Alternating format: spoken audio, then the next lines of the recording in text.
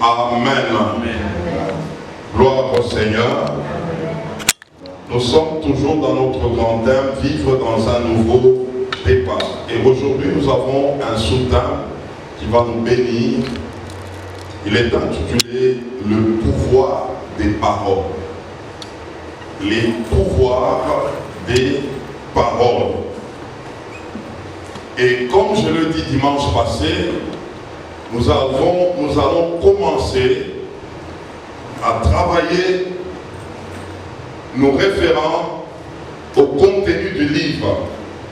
Et ce que je vais communiquer ce matin se trouve dans le livre. Amen. Le pouvoir des paroles. Nous prenons le premier passage, nous sommes dans Genèse 30, versets 1 et 2, et puis 22 à 25. Genèse 30, versets 2, 1 et 2, et puis 22 à 25, nous lisons.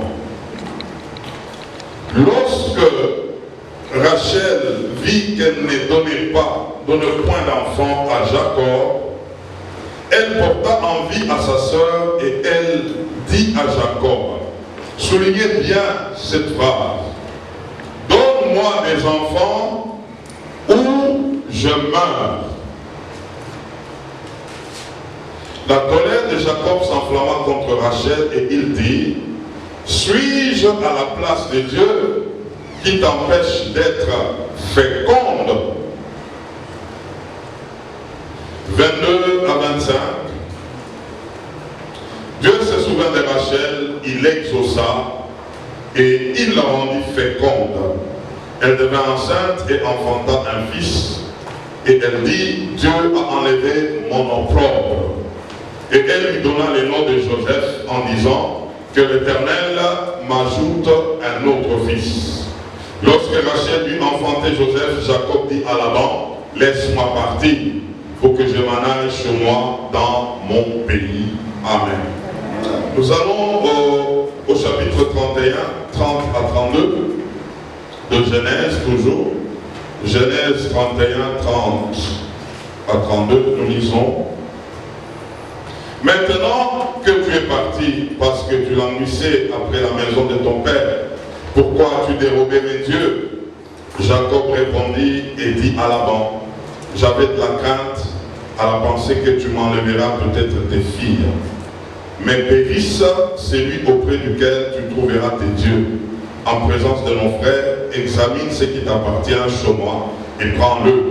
Jacob ne savait pas que Rachel les eut dérobés. Amen. Proverbe chapitre 18, verset 21. Il dit quoi? Proverbe 18, verset 21. Y a-t-il un lecteur de la parole de Dieu ici? Il peut me donner ce passage? La vie et la mort sont au pouvoir de la langue. Amen. La mort et la vie sont au pouvoir de la langue. Quiconque l'aime en mangera le fruit. Soulignez bien cela. Et nous allons à Marc 11, 20 à 23. Marc 11, 20 à 23. Quelqu'un sera abondamment béni ce matin. Marc 11, du verset 20 à 23, nous disons, le matin en passant, les disciples virent les figuiers séchés jusqu'aux racines. Pierre, se rappelant ce qui s'était passé, dit à Jésus, Rabbi, regarde, les figuiers que tu as maudits à sécher. Jésus prit la parole et leur dit, ayez foi en Dieu. Je vous le dis en vérité, si quelqu'un dit à cette montagne, ôte-toi de là et jette-toi dans la mer, s'il ne doute point en son cœur, oh là là, mais croit que ce qu'il dit arrive, il le verra s'accomplir. Amen. Et enfin 2 Corinthiens chapitre 4 verset 13. Qui peut me donner ce passage? 2 Corinthiens 4 verset 13. Et comme nous avons le même esprit de foi qui est exprimé dans cette parole de l'Écriture, j'ai cru, c'est pourquoi j'ai parlé. Nous aussi nous croyons et c'est pourquoi nous parlons. Amen. Amen. Et écrivez 1 Samuel chapitre 1, verset 9 à 20. 1 Samuel chapitre 1, verset 9 à 20. Amen. Amen. J'aimerais, avant d'avancer dans mon introduction, que tu soulignes quelque chose que j'aimerais te dire. Ce monde que tu vois et ce qui lui appartient viennent d'une parole. Je reprends encore. Ce monde que tu vois et tout ce qu'il renferme viennent d'une parole. Il a fallu qu'un jour que Dieu puisse s'élever et commencer à parler. Et les choses venaient à l'existence. Selon que Dieu était en train de parler. Le premier jour, il a parlé. Le deuxième jour, il a parlé. Le troisième jour, il a parlé. Dieu a bâti ce monde par sa parole. C'est pourquoi l'apôtre Pierre est en train de dire, dans 2 Pierre chapitre 3, à partir du verset 5 jusqu'au verset 7, il est en train de dire que les gens ignorent tous ceux qui parlent de ce monde, que ce monde avait commencé un jour par une parole, et cette parole était venue de Dieu. Comme ce monde était venu par une parole, ce monde s'arrêtera aussi par une parole. Amen. Ça, les hommes oublient ou ne le réalisent pas. Parce que ce monde était créé par une parole, arrivera un jour, cette même parole sortira pour dire à ce monde, c'est fini. C'est fini. Ça s'arrête. Amen. Amen. Si tu comprends cela, tu feras attention à toute parole qui sort de ta bouche. Tu examineras toute parole qui t'est adressée. Lorsque quelqu'un t'adresse une parole, tu connais la notion des paroles, tu feras attention. Soit si c'est une bonne parole, tu vas la prendre. Si c'est une mauvaise parole, tu vas la jeter. Parce que tu connais le pouvoir des paroles. Alors nous allons comprendre ce matin par la vie des gens. Et ces personnes sont dans ce livre, comme je le dis. La première personne, c'est Rachel. Cette femme avait un problème. Nous avons vu dimanche passé, le problème qu'elle avait, c'était lié à quoi? Au thérapie de son père. Et cette femme s'est retrouvée, elle était stérile. Dans sa stérilité, elle voyait comment est-ce que sa sœur Léa avait des enfants, les servantes avaient des enfants. Elle est allée voir son mari pour lui dire, donne-moi des enfants ou je meurs. Il a déclaré combien de choses? Combien? 2 choses. La première, les enfants. La deuxième, la mort. Retenez bien ça. Nous allons comprendre quelque chose ce matin de profond.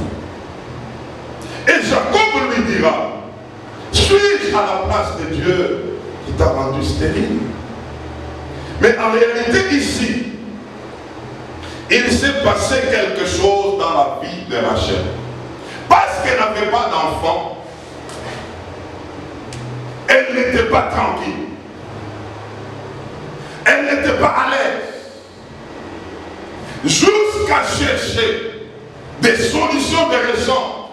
Et sa première solution était quoi? Prendre sa servante, la donner à son mari, pour que son mari aille avec elle, afin qu'elle puisse avoir des enfants. Son mari a pris sa servante, il a eu des enfants avec elle. Et ces enfants revenaient à qui? À Rachel.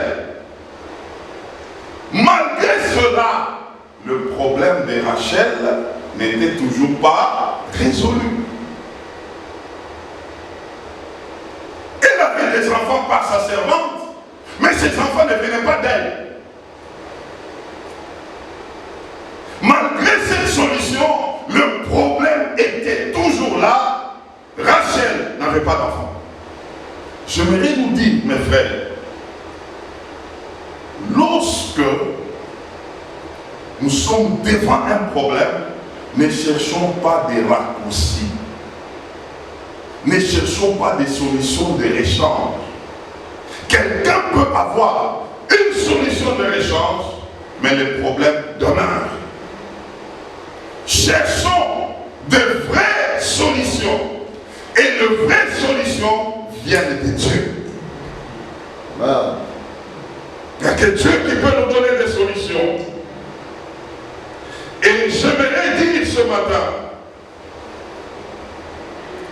tant que tu chercheras des solutions de ta manière, le problème va demeurer toujours. Le problème ne va pas passer. Le problème restera toujours. Rachel avait eu des enfants de la part de sa servante, mais le problème était toujours là. Elle-même n'avait pas d'enfants. Ceci nous amène à une question à laquelle j'aimerais qu'on réponde. Quand tout va mal, que fais-tu? Demande un peu à ton voisin. Demande un peu à ton voisin. Quand tout va mal, que fais-tu? C'est là. Quand tu te retrouves sans solution, quand tu te retrouves les choses comme si ça s'arrête, quand tu te retrouves que, en tout cas ici, là, ça ne va pas. Il y a des gens, dès qu'ils se retrouvent devant un problème, ils s'équivoquent. Ils se cherchent qui aller. Ils courent vers les hommes. Quelqu'un d'autre, quand un problème arrive, c'est le pleur. Quand un problème arrive, c'est le murmure. Quand un problème arrive, chacun a sa manière d'agir, mais en réalité, si nous faisons toutes ces choses sans Dieu, nous sommes à côté. Beaucoup de gens ont commis des erreurs là. Lorsque un problème lui arrive, un problème qui les dépasse, il peut voir même une personne qu'on ne pouvait jamais voir. Rachel est allé vers Jacob pour lui dire, donne-moi des enfants ou je meurs. Elle ne savait pas ce qu'elle demandait. Mais quand vous suivez bien la parole de Dieu, Rachel avait eu ces deux choses. Ce qu'elle avait demandé. Elle avait eu et les enfants et l'amour. C'est venu d'elle.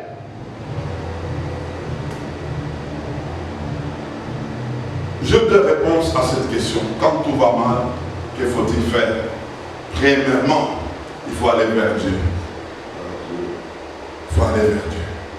Quand tu sens que les choses s'arrêtent, tu sens que ça ne va pas, je ne vois pas l'issue, tu sens que mon lendemain devient flou, frère, arrête-toi, va vers Dieu. Va vers Dieu. Dis à ton frère, il faut aller vers Dieu. Il faut aller vers Dieu. Regarde le frère qui est à côté de toi. Il y a un frère qui est là. À côté de toi, il y a un frère. À côté de toi, là, il y a un frère. Dis-lui, va vers Dieu. Va vers Dieu. Va vers Dieu. Quand les choses ne marchent pas, il faut commencer par chez Dieu. Il ne faut pas déjà dire que non, j'ai déjà une solution. La solution là, c'est mon oncle. La solution là, c'est mon père. La solution là, c'est ma soeur. Va vers Dieu. Et je voulais souligner une chose aussi. Ceux-là chez qui d'autres pensent qu'il y a toujours des solutions doivent faire attention. Quand tu commences à te présenter comme la solution de quelqu'un, fais attention. Même si tu as la solution dis à la personne, prions Dieu, attendons Dieu. Laissez d'abord que je voie Dieu. Tout ce que j'ai me vient de Dieu. Je vais prier. Je te dirai quoi? Même si j'ai la solution. Jacob allait chez Léa. Il y avait des enfants. Mais quand il s'agissait de Rachel, il n'y avait pas d'enfant. Jacob lui a dit, suis-je à la place de Dieu qui te refuse des enfants? Jacob n'a pas dit, je suis fort, quand je vais avec Léa, elle a des enfants, je vais te donner maintenant des enfants comme tu en cherches. Jacob a dit non, même les enfants que j'ai avec Léa viennent de qui? Viennent de Dieu. Quand quelqu'un commence à raisonner ainsi, à porter la vie ainsi, que tout ce que j'ai me vient de Dieu, les choses vont changer. C'est par là que même la notion de la dîme a sa place. Tout ce que j'ai vient de qui? De Dieu. Comme ça vient de lui, c'est que je dois toujours aussi faire quoi? Honorer cela. Jacob savait cette notion. Que mes choses à moi, ce que j'avais, ne venait que de lui. Et donc je ne pouvais pas rassurer Rachel que je vais te donner des enfants. Il a conduit Rachel chez qui? Chez Dieu. Quand quelque chose ne marche pas, va chez Dieu. Crie vers Dieu. Et Dieu te dira ce qu'il faut faire. Il te dira. Il te dira si ça vient de toi, le problème. Si ça vient de ta famille, le problème. Si ça vient du diable, tous ces renseignements viendront de qui? De Dieu. Parce que tu as commencé avec qui? Avec Dieu. La deuxième des choses, quand quelque chose ne marche pas, il faut savoir payer le prix. Il faut savoir faire quoi? Payer le prix. Beaucoup de gens se plaignent ou s'interrogent sans savoir réellement la vraie source de ce qui se passe dans leur vie. Rachel pleurait, mais elle avait un problème. C'était le problème de quoi? De Téraphim. Elle avait le fétiche de son père. Elle vivait en clause avec son père. Mais elle se plaignait en même temps d'avoir les enfants.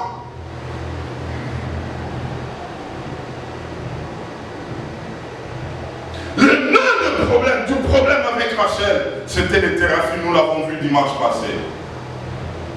Les fétiches de son père, les dieux étrangers qu'elle consultait, que son père consultait, qui étaient à la base de leur richesse.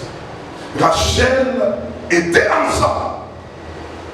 Mais là, elle pleurait pour avoir des enfants.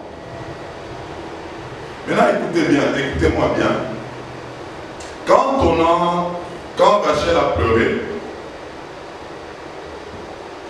Jacob lui donne cette réponse. Elle va vers Dieu. Rachel avait eu Joseph. Premièrement, Joseph est né dans la maison de Laban.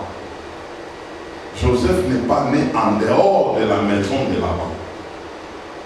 Ça veut dire, Rachel était toujours avec les dieux de son père dans cette maison, mais Joseph était venu. D'où était venu Joseph? Suivez-moi très bien. Et ça, c'est la révélation que j'ai reçue de la part du Seigneur. Quand deux personnes vivent ensemble, elles jouissent des grâces de part et d'autre. Une personne peut avoir des problèmes, que ce soit spirituel, que ce soit de vie, mais le fait d'être en alliance avec une autre personne qui a une alliance avec Dieu, Dieu peut exaucer cette personne qui a son alliance avec lui, et en répondant à la réponse de l'autre. Joseph est venu de Jacob et non pas de Rachel.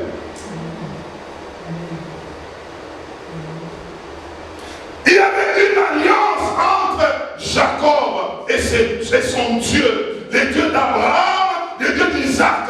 Et Joseph avait une promesse. C'est pourquoi Dieu a fait que Joseph arrive. Mais dans les ventres de Rachel, elle avait toujours un problème. Le fruit de l'alliance peut venir par le fait que deux personnes se retrouvent en alliance, mais l'autre est en alliance avec Dieu, et l'autre, parce que sa vie n'est pas encore réglée clairement avec Dieu, l'autre peut jouir de ça. C'est pourquoi, mes frères, mes sœurs, ne vous unissez jamais à n'importe qui.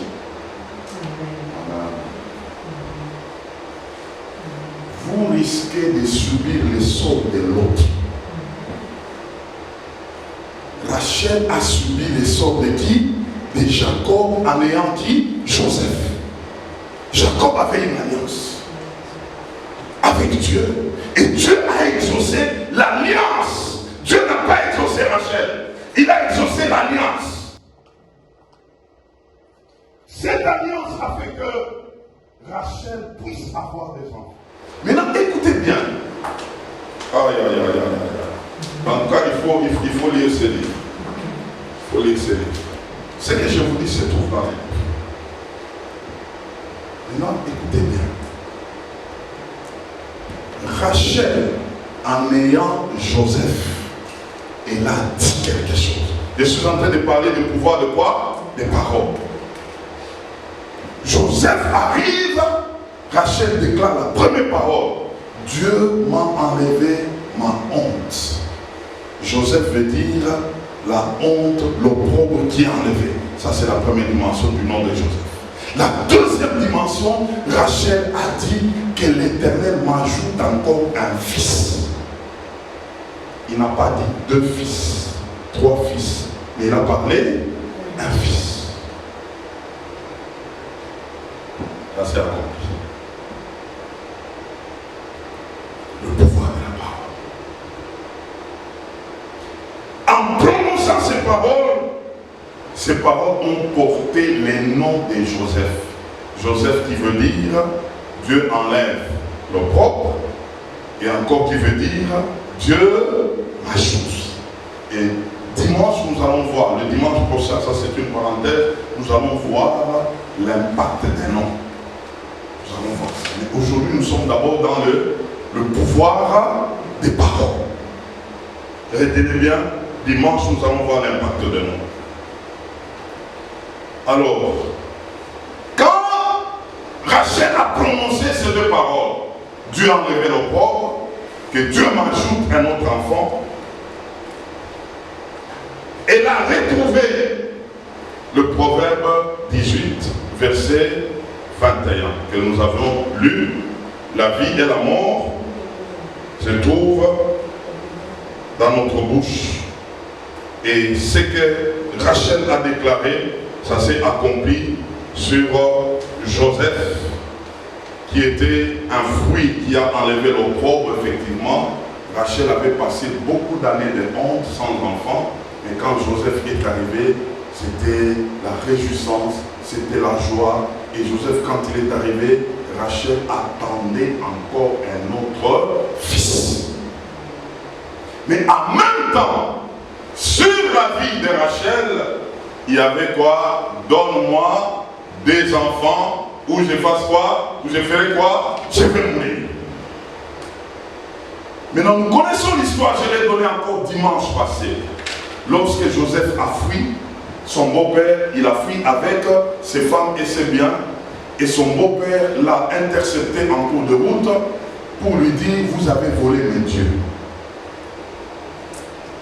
Laban dira à Jacob, remettez mes dieux. Jacob dit, moi je ne connais pas cette affaire. Et Jacob a libéré une parole. Et quelle était cette parole? Jacob a dit, tu vas fouiller. La personne chez qui tu trouveras tes dieux fera quoi? Mourra. Et la Bible déclare que Jacob ne savait pas que ces dieux-là se trouvaient chez qui? Chez Rachel. En même temps, la même Rachel avait dit que tu me donnes des enfants ou je fasse quoi? Ou je meurs. Combien de paroles de mort sur la tête de Rachel? 2. Dis à ton voisin, fais attention aux paroles. Fais attention. 2 paroles sur la personne. Elle-même avait déclaré, et Jacob aussi a déclaré, mais Jacob ne savait pas. Et nous avions dit avec vous dimanche passé, selon Proverbe 26, le verset combien? 2. Toute malédiction sans cause n'a pas d'effet, mais avec cause, ça a des effets. J'ai donné Proverbe 26, verset 2. Rachel était déjà dans un problème. Il y avait un esprit de mort qui planait sur elle, dû aux paroles. Mais Jacob ne savait pas. Et donc nous allons comprendre que toute parole peut construire, peut détruire, peut tuer, peut maudire, peut bénir. Je dis bien toute parole. Et donc quelqu'un qui comprend cela, il sera attentif aux paroles.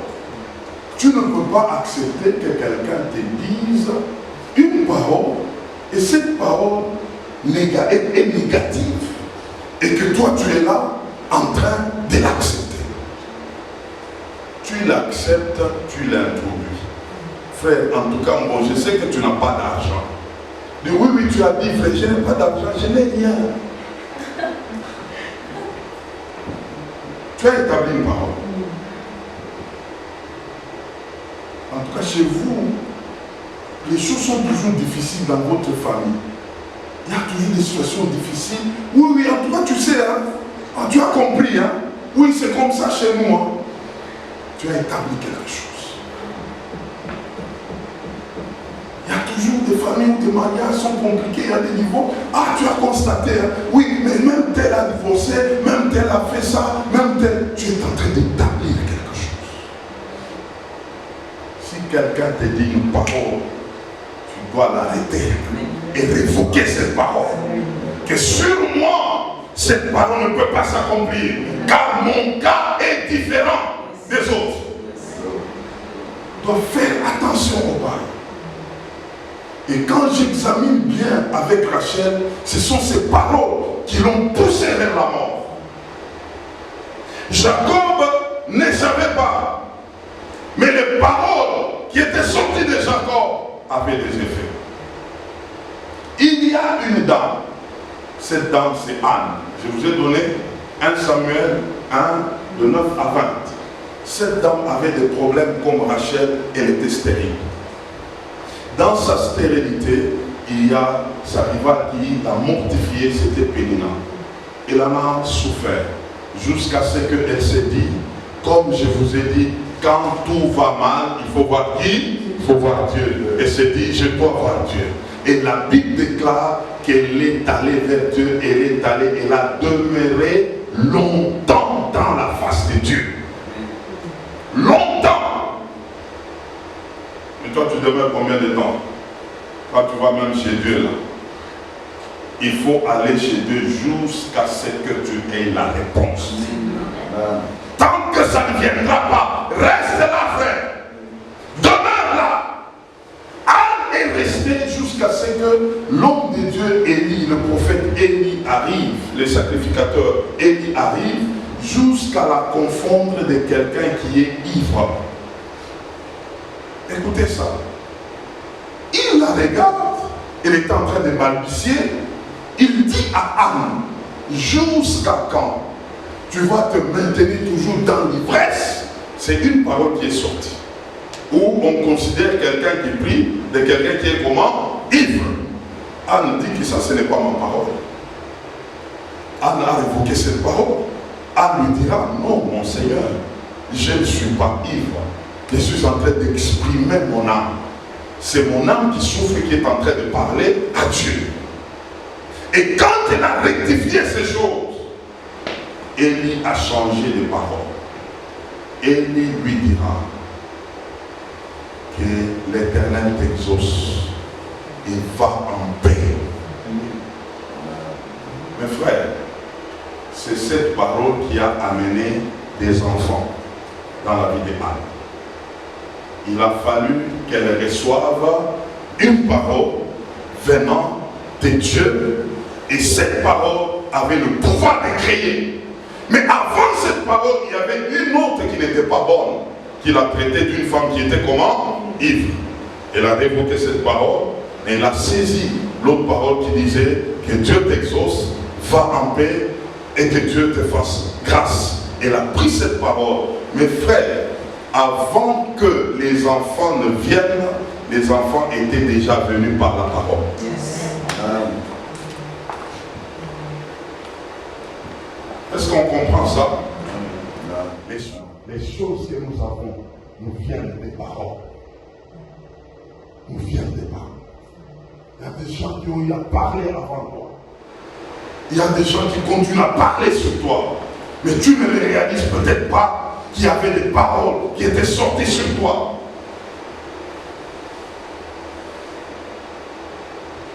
Anne est allée rencontrer son mari après. Elle était devenue enceinte. Mais la grossesse a commencé par une parole. Par une parole. L'exaucement, c'était déjà l'enfant qui était en lui. Maintenant, Jésus arrive. Là, j'ai parlé de l'Ancien Testament. L'Ancien Testament, c'est comme une histoire, je vous raconte. Mais la Nouvelle Alliance, où même nous commençons les 4 évangiles, nous allons vers les épîtres, c'est maintenant la compréhension. Je viens de vous raconter une histoire, mais maintenant j'aimerais que tu sois enseigné. Et qui a apporté cet enseignement? Jésus maintenant vient. Et vous allez comprendre les nuances. Jésus arrive, il est avec les disciples en train de partir, ils arrivent quelque part, ils voulaient prendre quelque chose, c'était le figuier, ils voulaient, c'était le fruit du figuier, ils voulaient le manger, mais ils arrivent, ils trouvent que cet arbre ne produisait pas de fruit et ce n'était pas même sa saison. Jésus regarde, mais lui avait le besoin. Il dira donc, comme cet arbre n'a pas de fruit, je vais parler sur cet arbre, que sa vie s'arrête. Il dit à l'arbre, à partir d'aujourd'hui, tu es mort.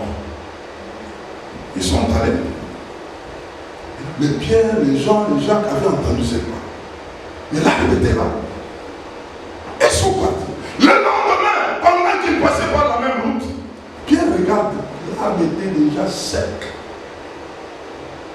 Tout l'arbre était sec. Pierre dit, Seigneur, mais regarde là. L'arbre a séché. Ah, Jésus maintenant commence l'enseignement. Et moi, je commence aussi l'enseignement de ça. Jésus a dit, premièrement, ayez foi en Dieu. Point. C'est quoi avoir foi en Dieu? Pour que tu aies la considération de toutes les paroles, il faut premièrement avoir foi en qui? En Dieu. Ayez foi en Dieu. C'est quoi avoir foi en Dieu? Je vais souligner ici 2 choses. Avoir foi en Dieu, c'est avoir confiance en Dieu. Avoir confiance en Dieu, c'est avoir confiance dans ce que Dieu dit. Et donc, les psaumes 33, verset 9 nous dit, Dieu, il est celui qui ordonne, qui dit une chose et la chose arrive. Psaume 33, verset 9. Dieu est celui, quand il dit un mot, la chose fait quoi? La chose arrive. Dieu est celui, quand il ordonne quelque chose, la chose existe. Et donc Jésus est en train de les amener à un enseignement. Premièrement, d'avoir foi en Dieu. La dimension de la foi en Dieu, il faut comprendre que, selon le psaume 33, verset 9, lorsque Dieu dit une chose, la chose arrive. Lorsque Dieu ordonne une chose, la chose existe. La chose vient à l'existence. Ça, c'était la première des choses qu'il fallait savoir.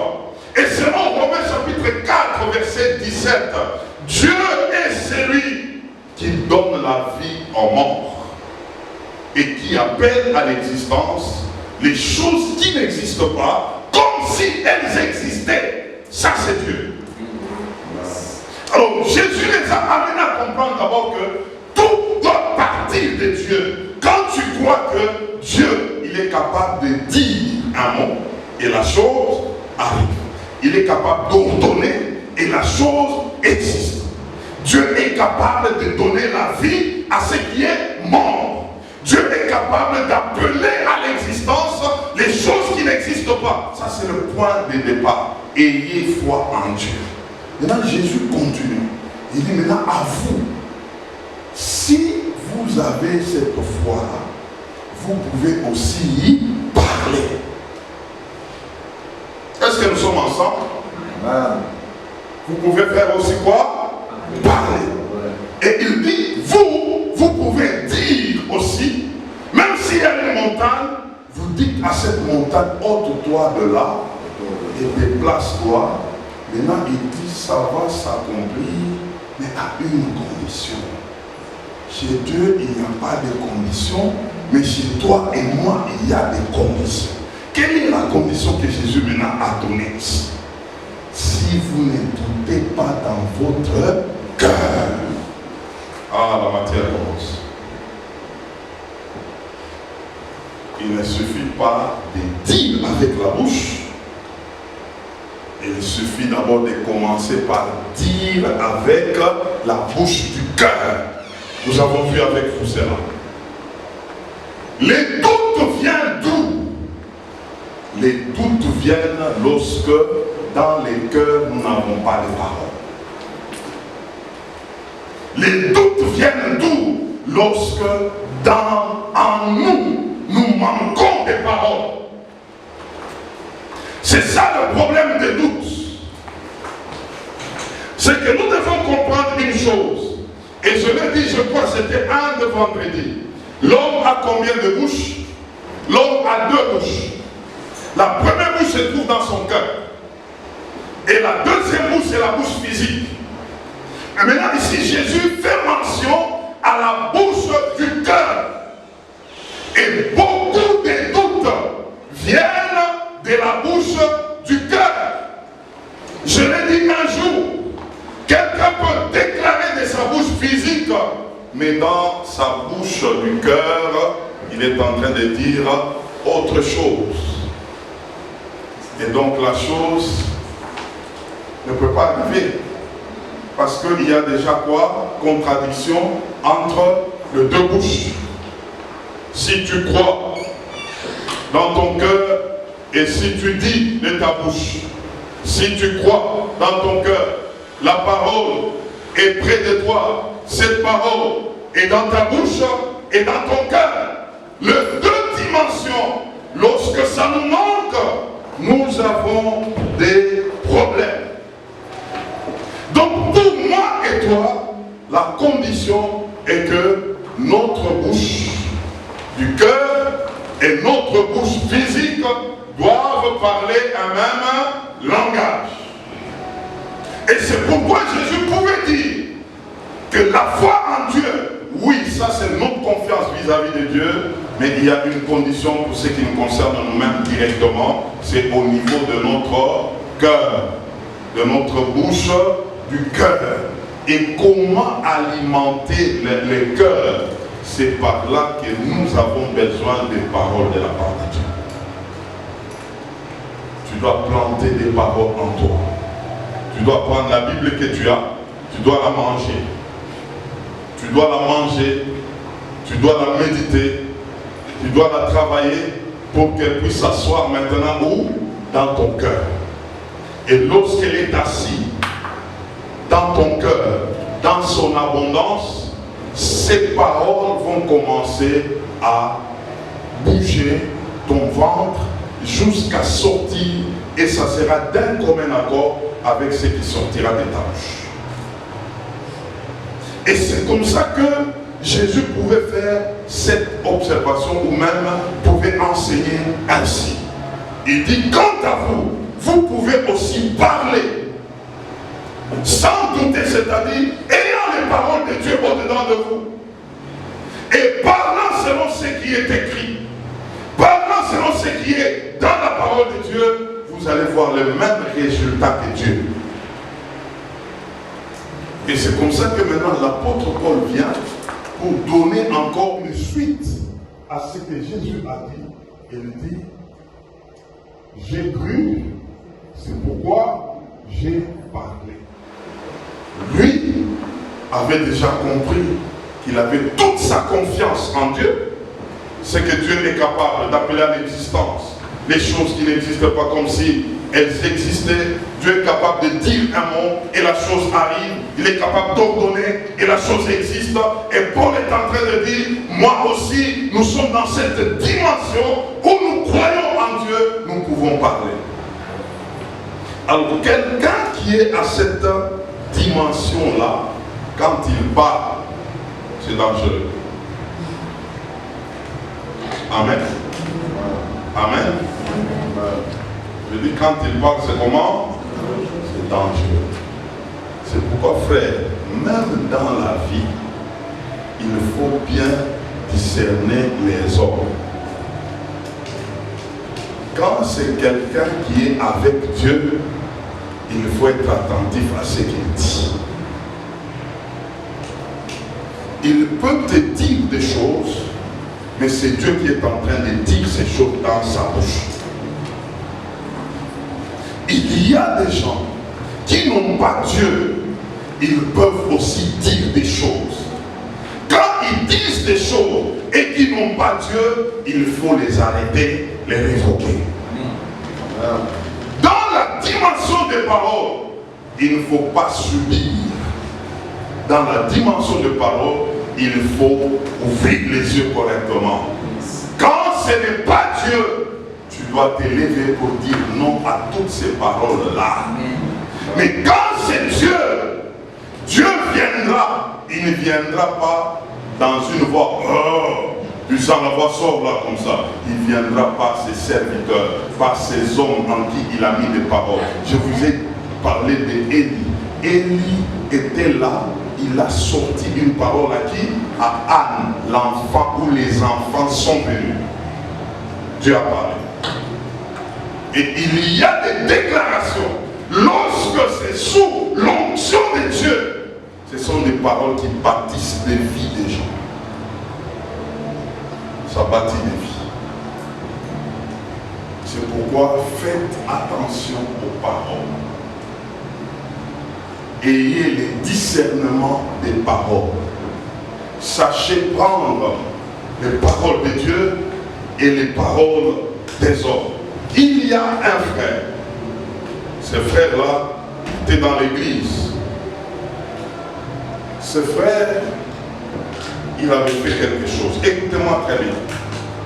Je suis en train de terminer. Il a eu du travail. Un travail, il s'est dit, je veux garder mon salaire de 6 mois. Je ne veux pas le manger, je veux le mettre à part et je veux apporter ça à l'église. Il a dit cela, il a respecté pendant combien? 6 mois. Et cet argent-là, il devrait l'amener au pied du pasteur pour que le pasteur prie. Maintenant, vous savez, dans l'église, il y avait un autre pasteur assistant. Il est allé le voir pour lui dire, non, en tout cas, voilà ce que j'ai fait. J'ai gardé 6 mois de salaire, et maintenant là, je vais m'arranger, je vais aller maintenant donner ça devant le pasteur. Le pasteur va prendre, il va prier pour moi. Le frère lui dit, ne fais pas ça. Il faut acheter des histoires dans l'église, il ne faut pas montrer ça au pasteur. Il faut faire d'autres choses. Les frères, ils ont fait ça. Le frère a pris, il a fait ça. Il me dit, parce que j'ai donné l'argent, j'ai donné l'argent. J'ai dit, ok, c'est bien que Dieu bénisse. Il n'a pas fait comme ça devrait se faire. Le mois qui arrive, on sort le frère du travail. Il a perdu son travail. Alors le frère était troublé. Il est venu me voir en pleurant, mon pasteur. Voilà, on m'a enlevé du travail. Moi, j'ai gardé l'argent, j'ai donné à l'église. Et moi, je savais qu'il n'avait pas fait comme il fallait le faire. J'ai dit, bon, on va prier. Comme je vous enseigne toujours, je vous dis, quand quelque chose va mal, qu'est-ce qu'il faut faire? Il faut prier. J'ai dit, il faut prier, on va prier. Le frère, il était abattu. 1 mois sans travail, 2 mois sans travail, 3 mois sans travail. Le frère est venu encore. Pasteur, moi je ne comprends pas. Moi, le travail, je n'ai pas de travail. Le Seigneur m'a dit, non, dis quelque chose. Il ne faut pas dire, parce qu'en fait, j'avais dit, je vais les regarder aussi. Et je me rappelle quand je parle, je vois l'image, même l'endroit. Nous étions à pied sur la rue de l'église. Il me voit là. Il dit, pasteur, ah non, moi ça ne va pas. Je commence à manquer même 1 franc. Alors quand il a dit ça, j'ai dit, bon, à dater d'aujourd'hui, tu ne vas plus manquer l'argent. Retiens cette parole. Il me regarde, il dit amen. Quand j'entre à l'église, je vais à mon bureau.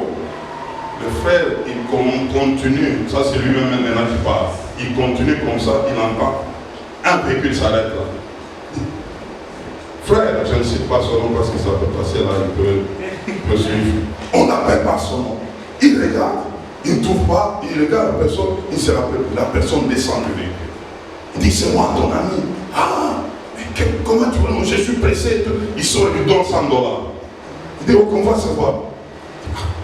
La personne est partie. Il se retrouve avec déjà $100 dans sa poche. La force est revenue un peu là. En tout cas, dans ces choses ici marchent. Les frères, je crois 2 semaines après, un coup de fil de l'Europe. Un de ses anciens amis, il dit, je suis en train de venir. Prépare-toi, nous devons aller à l'intérieur du pays. On va faire le diamant avec toi. Je t'ai pointé, attends-moi, je suis en train de venir. Frère, le frère là, il s'est retrouvé maintenant, il a commencé à faire les diamants. Et c'est l'argent qui commence maintenant à venir. Et je vous exhorte la suite. Il faut savoir gérer ce que Dieu donne. Hein?